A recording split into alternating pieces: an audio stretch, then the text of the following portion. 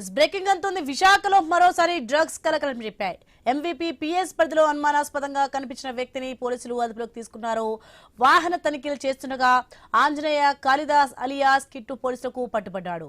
అతడి నుంచి 2.23 గ్రాముల ఎండిఎంఏ డ్రగ్స్ ను స్వాధీనం చేసుకున్నారు. డ్రగ్స్ ఎక్కడి నుంచి వచ్చాయి, ఎక్కడికి సరఫరా చేస్తున్నారు అనే కోణంలో నిందితుడిని పోలీసులు ప్రశ్నిస్తున్నారు.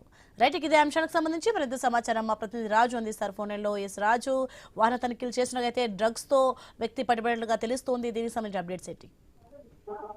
ఏదైతే విశాఖపట్నంలో మరోసారి మాదక ద్రవ్యాలు కలపడం రేపుతున్నాయి. ఒక వాహన తనిఖీలు చేపడుతున్న నేపథ్యంలోనే ఒక ప్రాంతంలో ఒక వ్యక్తిని అయితే అదుపులో అనుమానాస్పదంగా ఉన్నటువంటి వ్యక్తిని అయితే అదుపులోకి తీసుకుని గత 2 రోజుల క్రితం నుంచి విచారణ చేపడుతున్నారు. ఈ నేపథ్యంలో అతని దగ్గర ఉన్నటువంటి సుమారు 2.23 గ్రాముల ఎండిఎంఏ మాదక ద్రవ్యాలను అయితే స్వాధీనం చేసుకోవడం జరిగింది. దీంతో రహస్యంగా 2 రోజుల పాటు విచారణ చేసిన తర్వాత వ్యక్తి ఆంజనేయ కాళిదాస్ అలియాస్ కిట్టు అనే వ్యక్తి అయితే పోలీసులు పట్టుబడడం జరిగింది.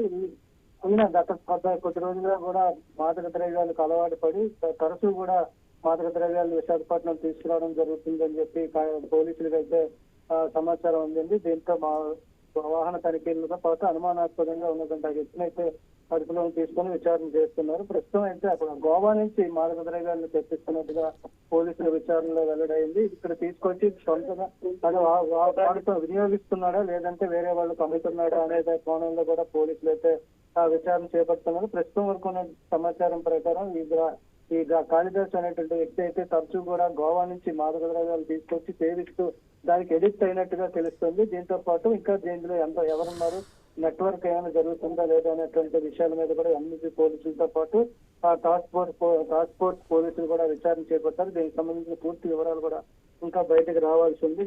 ప్రస్తుతం అయితే విచారణ కొనసాగుతుందని చెప్పి పోలీసులు తెలియజేస్తున్నారు. Right, thanks for the information Raju.